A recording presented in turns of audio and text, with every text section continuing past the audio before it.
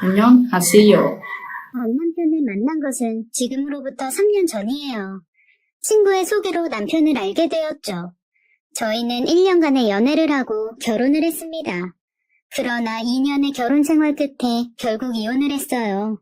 이혼을 하게 된 사연은 다른 집처럼 평범하게 바람이라든지 성격 차이였다면 이렇게 화가 나지도 않았을 겁니다. 오늘은 제가 겪은 정말 황당한 결혼 생활에 대해서 이야기해 드릴게요. 저처럼 이상한 남자와 같이 살았던 여자도 정말 드물 거라 생각되네요.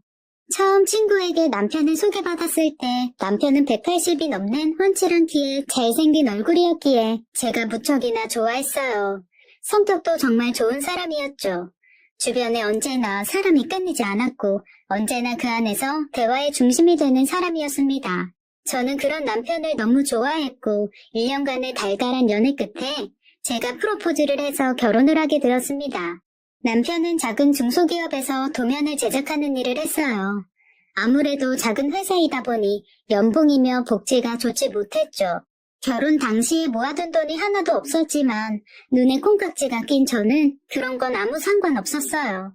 당연히 친정 부모님께서는 그런 남편을 못마땅해 하셨지만 결국 제 성화에 못 이겨 결혼을 허락해 주셨습니다. 제가 결혼할 때 남편이 워낙 돈이 없으니 집이며 결혼 비용이며 모두 저희 부모님께서 해주셨어요. 제가 다니는 회사가 용인에 있고 남편 회사도 동탄 쪽에 있기에 용인에 30평대 집도 하나 사주셨죠. 남편이 출퇴근할 때 편하라고 결혼 당시 차도 한 대 뽑아주셨습니다. 그런데 그 집과 차에서 남편이 한 행동은 정말 배신을 넘어서 인간 같지도 않았네요. 지금도 그 생각을 하니 또 화가 납니다. 하여튼 남편은 친구가 굉장히 많았어요. 중학교 동창, 고등학교 동창, 대학교 동창의 취미 모임에서 만난 친구들, 그리고 직장 생활 전에 알바하면서 만난 친구들까지 제가 볼 때 100명도 넘는 것 같습니다. 그중 여자들도 꽤나 많았죠. 이런 제가 처음 결혼을 결심했을 때 주변에 먼저 결혼한 친한 언니들은 제게 걱정 어린 충고를 많이 해주셨어요. 친구가 많으면 결혼 생활 중 남편이 친구들에게 시간을 할애하는 게 많아지고 가정이 결국 소홀해진다고 했죠. 하지만 그때는 그런 언니들의 말이 귀에 들어오지 않았습니다. 저는 언니들에게 언니, 잘생기면 얼굴값 하는 거고 못생기면 꼴값 하는 거야. 기왕이면 잘생기고 친구 많은 성격 좋은 사람이랑 결혼하는 게 좋지. 라고 했습니다. 그렇게 저는 주변 사람들의 반대 의견에도 불구하고 결혼을 밀어붙였어요.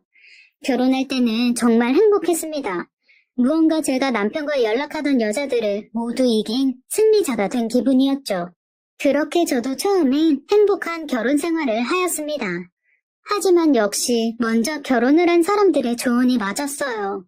남편은 평일에도 일만 조금 일찍 끝나면 친구들을 만나 술을 마시고 밤늦게 들어왔고 주말에는 어찌나 그리 모임이 많은지 집에 있는 모습을 보지 못했어요. 인간관계가 좋은 남자가 남편으로는 마냥 좋은 게 아니라는 걸 몸으로 체험하며 깨달았죠. 그렇게 결혼하고 반년쯤 지났을 때였습니다. 어느 날 남편이 회사를 그만두고 왔다고 했어요. 평소 회사 생활을 너무 힘들어했고 주는 돈에 비해 퇴근도 너무 늦게 하는 남편이었지만 저와 한마디 상의도 없이 일을 그만둔 남편에게 한 소리를 했죠. 하지만 남편은 제 말은 한 귀로 듣고 한 귀로 흘려버리곤 저에게 작은 사업을 해보고 싶다고 했어요. 캠핑 장비를 중고로 사들여서 다시 중고로 팔고 대여도 해주는 사업을 하고 싶다고 했죠. 남편의 친구가 다른 지역에서 비슷한 사업을 하는데 돈을 많이 벌어 집도 사고 건물도 샀다고 하더라고요. 저는 그 당시 남편이 하는 말은 모두 믿어주었고 실제로 괜찮아 보이는 사업이었기에 한번 해보자고 했습니다. 사업에 필요한 자금은 현재 제가 가지고 있는 아파트에서 담보대출을 받아 융통하기로 했죠. 그날 이후 남편은 좋은 가게 자리를 찾으며 시장 조사를 하기 위해 매일 아침 집을 나가고 밤늦게 돌아왔습니다. 한두 달 정도를 그렇게 전국을 돌아다니면서 시장 조사를 하더라고요. 몇 번은 지방 쪽 상권 분석을 위해 2박 3일로 자고 올라오는 적도 있었습니다. 저는 그렇게 열심히 하는 남편이 보기 좋았고 그저 남편이 처음 하는 사업이 잘 되기를 간절히 바라면서 회사 생활을 열심히 했어요. 그러던 어느 날 회사 일을 마치고 집에 들어갔는데 모르는 여자가 거실에 남편과 앉아 있었습니다. 남편은 제가 들어오자마자 어리둥절하는 저를 안방으로 불러 상황 설명을 해주었어요. 자기야, 많이 놀랐지? 자기 내 제일 친한 친구 중에 중학교 동창 고희석 알지? 지금 거실에 있는 쟤가 희석이 동생 희진이야. 희석 씨 알지? 근데 희석 씨 동생이 왜 우리 집에 있어? 아, 그게 희진이가 이번에 이혼을 한다고 집을 나와버렸는데 갈 곳이 없다고 해서 희석이가 하도 부탁해서 잠시만 우리 집에서 잠만 재워주기로 했어. 아니, 그럼 희석 씨 집에서 자면 되잖아.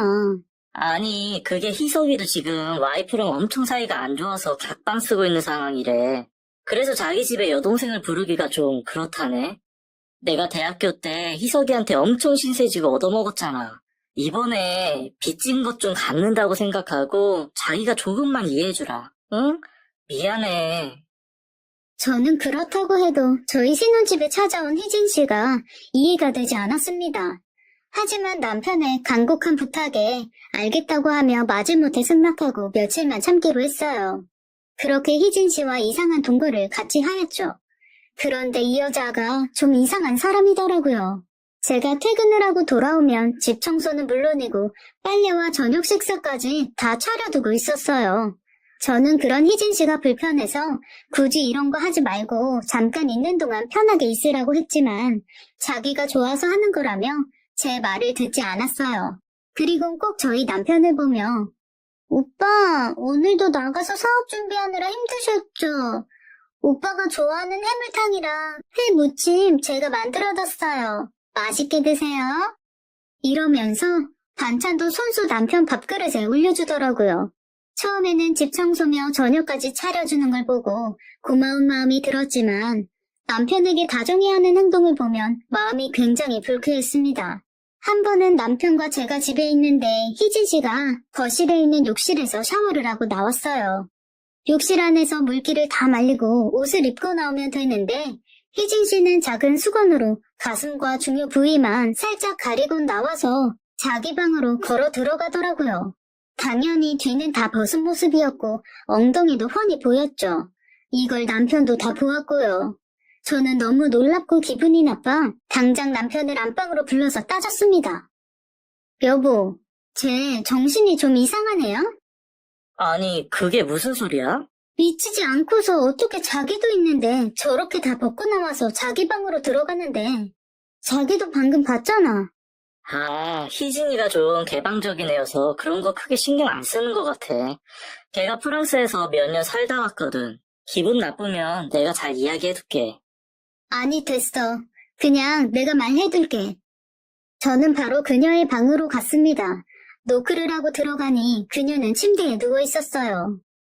저 희진 씨, 방금 다 벗고 욕실에서 나오셨잖아요. 집에 승준 오빠도 있는데 좀 조심해줄 수 없어요? 혼자 사시는 거 아니잖아요. 아, 언니, 미안해요. 제가 그런 거 크게 신경 쓰면서 사는 스타일이 아니어서 실수했어요. 언니, 다음부터 조심할게요. 기분 푸세요.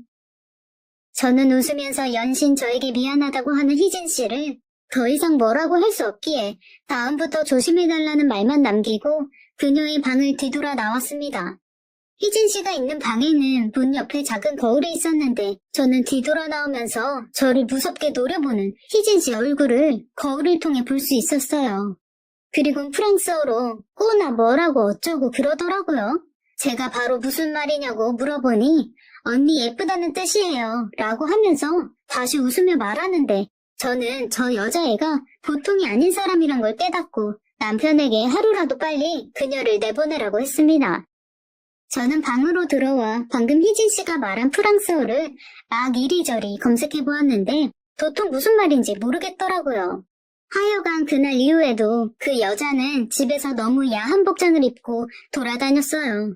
그 여자는 평소에 얇은 면티를 입고 집에 있는데 안에 속옷을 입고 있지도 않았습니다. 그래서 가슴이 너무 적나라하게 비쳤죠. 그런 걸 그 여자에게 지적하면 희진 씨는 자신은 브래지어가 너무 불편하고 답답하여 집에서는 원래 입고 있지 않는다고만 하였습니다. 그리고 또 야한 요가복을 입고는 거실에서 요가 방송을 보며 요가를 합니다. 희진 씨는 운동이라고 하지만 여자인 제가 봐도 너무 야한 옷을 입고 요가를 하기에 보기 불편했죠. 그런데 남편은 주방 식탁 의자에 앉아서 그런 희진 씨를 힐끔힐끔 훔쳐보고 있었어요. 저는 화가 나서 남편에게 방에 들어가서 사업 준비나 하라고 소리쳤습니다. 남편이 방으로 들어가자 그녀는 하던 요가를 중단하더니 자기 방으로 들어갔습니다. 희진 씨는 방으로 가는 길에 저를 힐끔 쳐다보고 들어가는데 그 표정이 저번에 그녀 방 거울에서 봤던 그런 무서운 표정이었어요. 그리곤 또 저번에 말한 프랑스어로 꼬나 어쩌고 그러더라고요. 저도 짜증이 나서 바로 남편이 들어간 안방으로 들어가 문을 쾅 닫아버렸죠. 그러고 남편에게 따졌습니다. 쟤 언제 내보낼 건데? 쟤 좀 이상하단 말이야. 자기는 못 느껴? 집에서 저렇게 야한 옷 입고 있는 사람이 어디 있어? 자기 꼬시려고 저렇게 흘리고 다니는 거잖아. 그냥 신경 쓰지 마. 제가 원래 좀 야해. 그리고 희진이가 날 꼬신다고 내가 넘어가겠니? 우리 지연이가 있는데. 멍멍이 헛소리 하지 말고 분명히 나 말했다. 이번 주 안으로 쟤 내보내. 제가 자기 없을 때 나 얼마나 무섭게 노려보는 줄 알아? 솔직히 나 쟤 무서워. 정신이 좀 이상한 애 같아. 자꾸 나만 보면 프랑스어로 꼬나 어쩌고 중얼거린단 말이야. 그러니까 이번 주다. 이번 주 안에 꼭 내보내. 저는 그렇게 남편에게 화를 내며 그 여자를 내보내라고 통보를 했어요. 그리고 그 일이 있은 후 며칠이 지나지 않아 정말 신기하게 제가 복권 2등이 당첨이 되었습니다. 저는 평소 취미삼아 매주 1,000원씩 복권을 사두곤 해요. 월요일에 사두면 토요일 추첨 때까지 만약 내가 복권이 된다면 무엇을 할지 행복한 상상을 하면서 지냈거든요. 세상에 그런데 1,000원짜리 한 장 산 복권이 당첨이 되었더라고요. 저는 바로 남편에게 달려가 이 사실을 알려주었어요. 남편은 소리를 지르며 뛸 듯이 기뻐했죠. 저는 그런 남편에게 옆방의 희진 씨가 듣는다며 입단속을 시켰고 2등이라 큰 금액은 아니었지만 7천만 원쯤 되는 돈이었기에 앞으로 이 돈으로 남편 사업을 해보자며 기뻐했어요. 남편도 이제는 돈 걱정하지 않으며 사업을 할 수 있겠다고 뛸 듯이 기뻐했죠. 그러곤 저에게 당첨된 복권은 자신이 보관하겠다며 저에게 복권을 달라고 했습니다. 저는 그때 복권을 가지고 있지 않아 돈을 찾으면 그때 같이 어떻게 사용할지 생각해보자고만 했어요. 하지만 남편은 계속 어디에 복권을 뒀는지 지금 당장 찾아와서 자기에게 달라고만 했죠. 그런 모습이 조금 이상해 보였지만 그저 복권을 잃어버릴까봐 걱정하는 것으로만 생각했습니다. 저는 그런 남편에게 며칠 뒤 회사에 월차를 내서 당첨금을 수령하러 갈 테니 그때 같이 가자고만 했어요. 사실 그 복권은 인터넷으로 구매한 거라 흔히들 떠올리는 종이 영수증이 없기도 했거든요. 남편은 계속 저를 졸라댔지만 저는 희진 씨가 들을 수도 있으니 이제 그만 말하라고 하고 씻으러 갔습니다. 그리고 그 다음 날이 되어서였어요. 저는 그날도 힘든 몸을 이끌고 퇴근을 해 집에 들어갔는데 집에서는 남편과 희진 씨가 술상을 펴고 술을 마시고 있더라고요. 그 둘은 저를 보자마자 저도 어서 술자리에 참여하라고 했죠. 저는 내키지 않은 자리였지만 남편이 저를 잡아 끌기에 어쩔 수 없이 술자리에 앉았습니다. 희진 씨는 저에게 언니, 오해하게 해서 미안해요. 제가 진짜 오래 프랑스에서 살다가 들어와서 조금 개방적이에요. 저는 아무런 뜻 없이 평소처럼 한 행동들인데 한국에서는 오해를 살 만한 행동이었네요. 미안해요, 언니. 그리고 저 언니 째려본 거 아니에요. 그냥 무표정일 때는 무서운 얼굴이라는 소리 많이 듣기도 해요. 그러니까 화 푸세요. 그리고 저 이번 주 안으로 짐 싸서 나갈게요. 아니에요, 희진씨. 저도 희진씨가 정신이 이상한 사람이라고 막말해서 미안했어요. 이제 서로 오해 없이 지냈으면 좋겠어요. 말 편하게 하세요, 언니. 제가 한참 어린 동생이잖아요. 그렇게 저희는 밤이 깊어가도록 이야기를 하며 술을 마셨습니다. 남편은 술을 너무 많이 마셔 피곤하다며 먼저 일어나서 안방으로 들어갔고 저도 이제 그만 마시자고 하며 자리를 일어났어요. 그런데 그런 저를 희진 씨가 붙잡았고 조금만 더 같이 마셔달라고 했죠. 저는 알겠다고 하고 다시 자리에 앉았어요. 그리고 다시 술을 마시는데 희진 씨는 생글거리면서 저에게 말했습니다. 언니, 운동 안 하세요? 운동? 나 회사 일하고 퇴근하면 너무 피곤해서 운동은 잘 못해. 아, 어쩐지. 언니 그렇게 엉덩이가 퍼져서 축 처져 있으면 남자들이 안 좋아해요. 그래? 근데 난 이미 승준 씨랑 결혼했으니까 뭐. 언니, 승준 오빠 말하는 거예요. 언니가 관리를 해라 오빠를 다른 사람한테 안 뺏기죠. 설마 한 번 결혼했으면 영원하다고 생각하는 건 아니죠? 영원하진 않아도 결혼 생활 중이면 당연히 최선을 다해서 상대에게 충실해야지. 언니 정말 순진하구나. 안녕하세요. 언니가 먼저 승준 오빠한테 프로포즈 했다면서요? 응. 누구한테 들었어? 어쩐지 언니 생긴 게 승준 오빠 스타일이 전혀 아니었거든요. 승준 오빠는 저처럼 섹시하고 세련된 스타일을 좋아하는데 언니는... 저는 그 말에 기분이 상해서 계속 술을 더 마셨습니다. 그러다가 어느 순간 필름이 끊어져 정신을 잃었죠. 얼마나 시간이 지났는지 저는 목이 너무 말라 잠에서 깨어났어요. 시간은 한밤중인지 집안은 조용하고 캄캄했죠. 저를 누가 옮겨놨는지 안방 침대에 누워있었는데 남편은 어디 갔는지 옆에 없었어요. 저는 목이 너무 말라 물을 마시기 위해 주방으로 갔습니다. 그런데 남편은 거실에도 없었어요. 시간을 보니 그때가 새벽 3시쯤이었습니다. 저는 남편이 이 늦은 시간에 어디를 갔는지 궁금했고 남편에게 전화를 했지만 받지 않더라고요. 그런데 안방 화장실에서 전화기 진동 소리가 미세하게 났습니다. 그곳으로 가보니 남편은 없었고 남편 전화기만 수건위에 놓여 있었어요. 남편은 평소 핸드폰 도난을 핑계로 핸드폰을 철저하게 잠궈두는데 그날따라 남편 전화기는 잠금이 풀려 있었죠. 저는 남편이 친구 전화를 받고 급하게 나간 거라 생각했습니다. 이전에도 꽤 자주 새벽에 친구 전화를 받고 나간 적이 있었거든요. 하지만 살펴본 남편 전화기 속에는 놀랍고 충격적인 내용들이 있었습니다. 남편은 지금 저희 집에서 동거하고 있는 희진 씨와 바람을 피고 있었던 것이었어요. 심지어 제가 전화기를 확인하던 그 시간에도 희진 씨, 아니 그 상간녀 방에 들어가서 둘이 살을 섞고 있었던 것이었습니다. 둘이 대화를 한 카톡 내용을 보니 상간녀는 저에게 일부러 술을 잔뜩 먹여 잠들게 하고 그 사이 남편을 불러내서 저희 집 방에서 둘이 더러운 짓을 하고 있던 것이었죠. 정말 너무 화가 치솟으니 손까지 떨려오더라고요. 둘이 아주 별 더러운 짓을 다 하고 다녔다는 걸 남편 폰을 통해 제 눈으로 확인했어요. 남편이 그동안 사업 준비를 한다고 전국을 돌아다녔던 건 이상간녀와 전국 여행을 다녔던 것이었습니다. 저는 그것도 모르고 혼자 회사 생활을 하며 남편을 응원하고 있었어요. 남편은 제가 벌어온 돈으로 이 상간녀와 놀러 다녔던 것이었죠. 핸드폰의 사진함에는 수많은 변태적인 사진과 동영상이 한가득 있었어요. 저는 조용히 그 둘이 뒤엉켜 있을 상간녀 방으로 갔습니다. 방 안에서는 아주 희미하게 불빛이 새어나오고 있었고 문에 귀를 대고 들어보니 희미하게 신음소리가 새어나오고 있었죠. 문 손잡이를 돌려보니 역시나 문은 잠겨 있었습니다. 저는 미리 준비해둔 방문 열쇠로 방을 열고 들어가서 바로 사진을 찍어댔어요. 역시나 그 둘은 다 벗은 상태로 서로 뒤엉켜 있었고 갑자기 들어온 저를 보며 남편은 당황해서 침대에서 굴러 떨어졌죠. 지연아, 네가 상상하는 그런 거 아니야. 내가 다 설명할게. 응? 내가 술이 너무 취해서 방을 잘못 들어온 거야. 진짜 오해하지 마.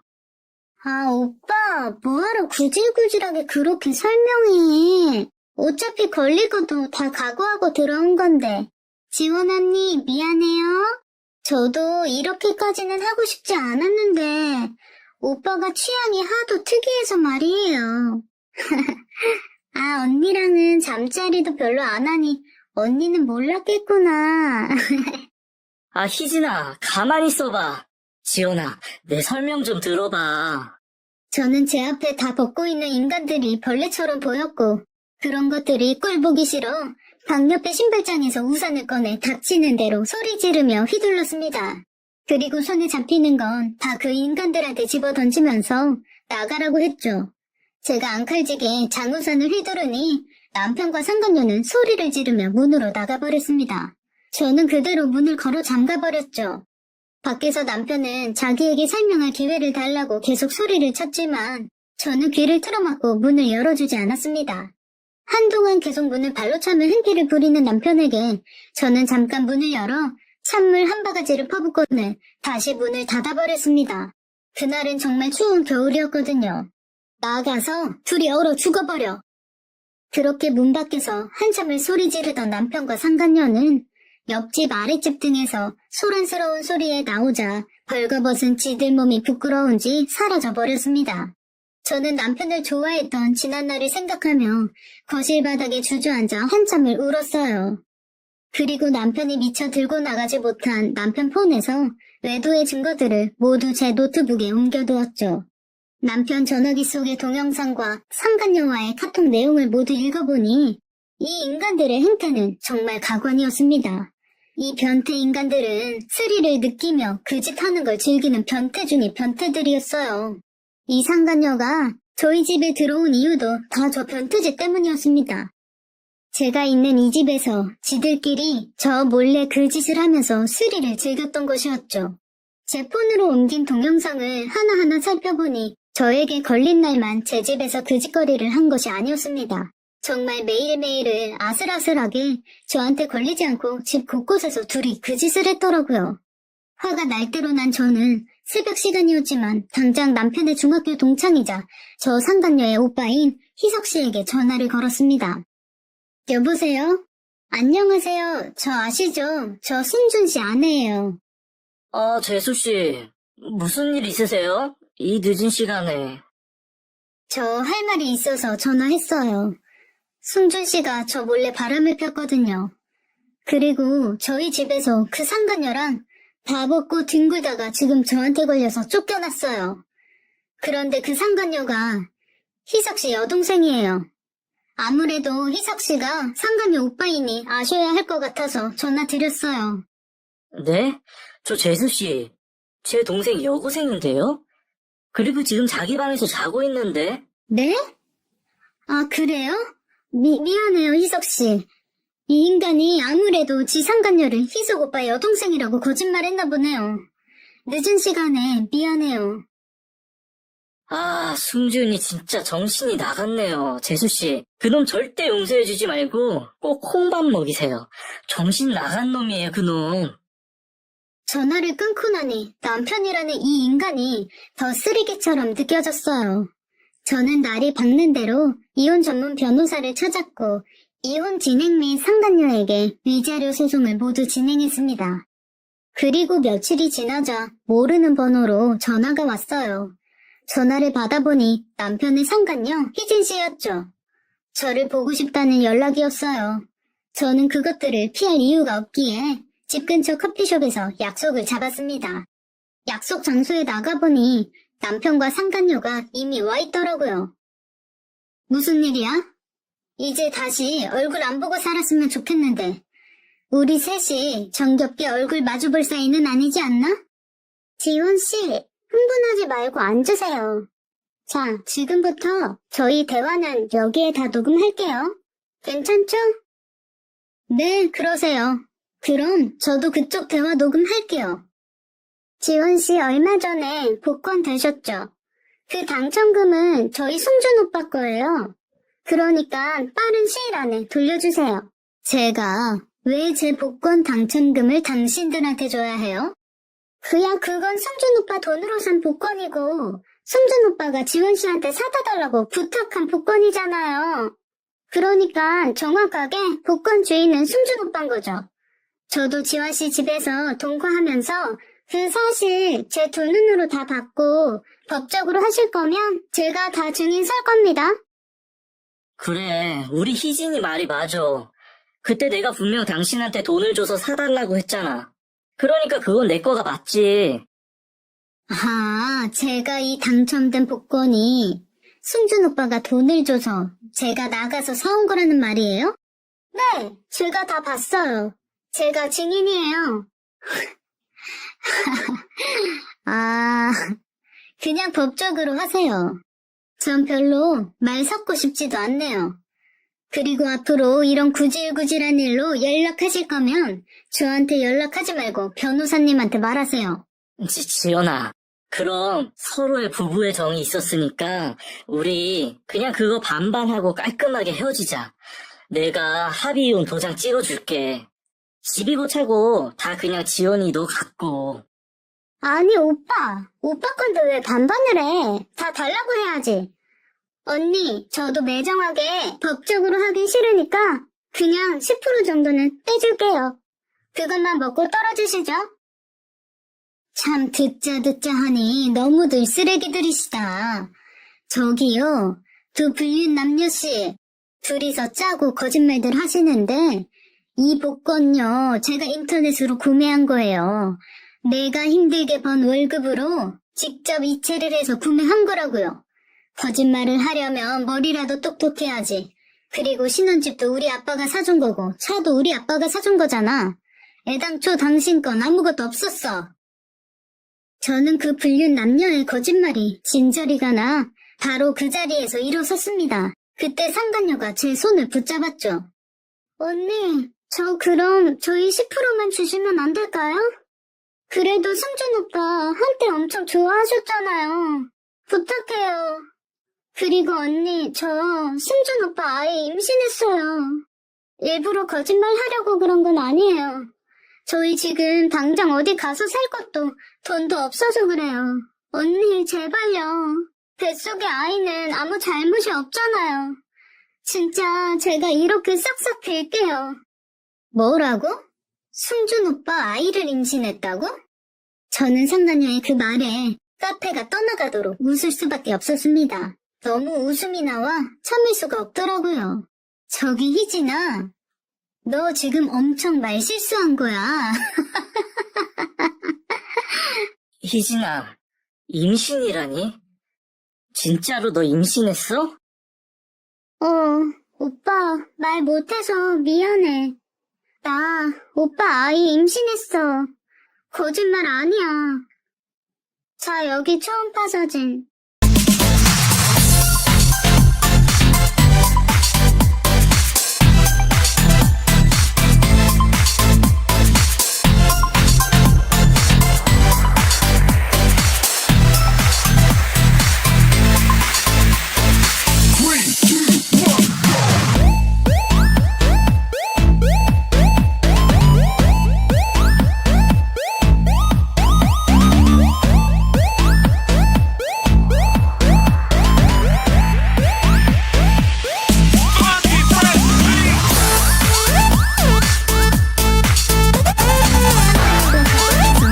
사진을 꺼내는 순간 소리가 터졌습니다.